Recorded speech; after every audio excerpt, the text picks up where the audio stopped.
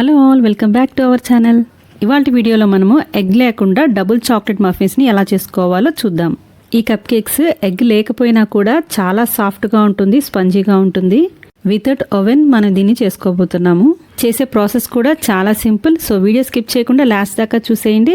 దీనికోసం ముందుగా ఒక బౌల్లో 1/2 cup maida, 1/2 cup cocoa powder, 1/2 teaspoon salt, 1/2 cup పంచదార పొడి, వీటన్నిటిని ఉండలు లేకుండా జల్లించేసుకోవాలి. ఒక గిన్నెలో ఇలా జల్లించుకున్న పిండిని విస్కర్తో ఒకసారి బాగా కలిపేసుకోవాలి. తర్వాత ఒక 1/2 కప్పు ఆయిల్ పోసుకోవాలి.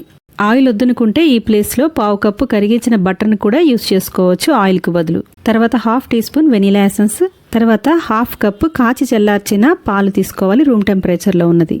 వీటన్నిటిని బాగా కలుపుకోవాలి. విస్కర్తో కంటిన్యూస్గా ఇలా కలుపుకుంటూ ఉంటే కాసేపటికి మనకి మొత్తం కూడా కరిగిపోయి ఒక పేస్ట్ లాగా తయారైపోతుంది. చూస్తున్నారు కదా, ఈ విధంగా అవ్వాలి. పిండి యొక్క కన్సిస్టెన్సీ ఈ విధంగా ఉండాలి. తర్వాత ఇందులో 1 స్పూను నిమ్మరసం యాడ్ చేసుకోవాలి. తర్వాత 1 స్పూన్ బేకింగ్ పౌడర్, అలాగే 1/2 స్పూను బేకింగ్ సోడా యాడ్ చేసుకొని ఈ మొత్తం కూడా బాగా కలిసేలాగా కలుపుకోవాలి. మనకి పిండి అనేది ఇక్కడ చూస్తున్నారు కదా, ఈ కన్సిస్టెన్సీలో ఉండాలి. ఇలా ఉంటే కరెక్ట్గా ఉంటుంది మనకి. ఇప్పుడు ఈ పిండిని కొద్ది కొద్దిగా తీసుకొని మౌల్డ్స్లో ఒక 1/2 వరకు వచ్చే వరకు పోసుకోవాలి. ఇక్కడ నేను సిలికాన్ మోల్డ్స్ వాడుతున్నాను. సో దీనికి ప్రత్యేకించి గ్రీస్ చేయాల్సిన అవసరం లేదు, డైరెక్ట్గా ఇలా పోసేసుకోవచ్చు. అదే మీరు నార్మల్ కప్స్లో చేయాలనుకుంటే కొద్దిగా గ్రీస్ చేసుకొని వీటిల్ని పోసుకోండి. ఈ విధంగా ఫస్ట్ వచ్చేసి ఒక 1/2 వరకు పోసుకోవాలి కప్స్లో. తర్వాత మనం డబుల్ చాక్లెట్ అని చెప్పాం కదా, సో దీనికి మధ్యలో డైరీ మిల్క్ చాక్లెట్స్ని బైట్స్ని ఒక్కొక్కదాన్ని పెడుతున్నాను. కేక్ మధ్యలో ఎక్కువ జ్యూసీగా చాక్లెటీగా కావాలనుకుంటే మధ్యలో ఇలాంటి బైట్స్ రెండింటిని పెట్టుకోవచ్చు.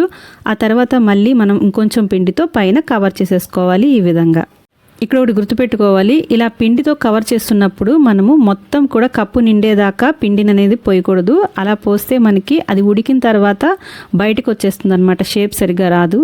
కప్పుకి ఒక 1/2 వరకు మాత్రమే పిండి వచ్చేటట్టు చూసుకోండి. నెక్స్ట్ వీటిని ప్రీహీట్ చేసుకున్న ప్యాన్లో పెట్టేసుకొని పైన కొద్దిగా చాకో చిప్స్తో గార్నిష్ చేసుకుంటున్నాను నేను ఇక్కడ. వీటిని ఒక 30 మినిట్స్ వరకు లో ఫ్లేమ్లో ఉడికించుకోవాలి.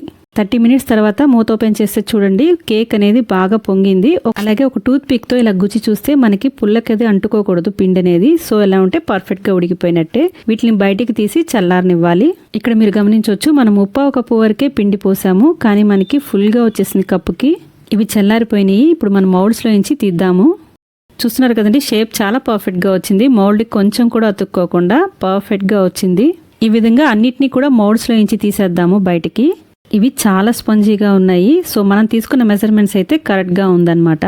అన్నిటినీ మనము మౌల్డ్స్ నుంచి తీసేసుకున్నాము. ఇక్కడ చూడండి, మనం లోపల చాక్లెట్ పెట్టుకున్నాం కదా, సో అది బాగా మెల్ట్ అయిపోయింది చక్కగా.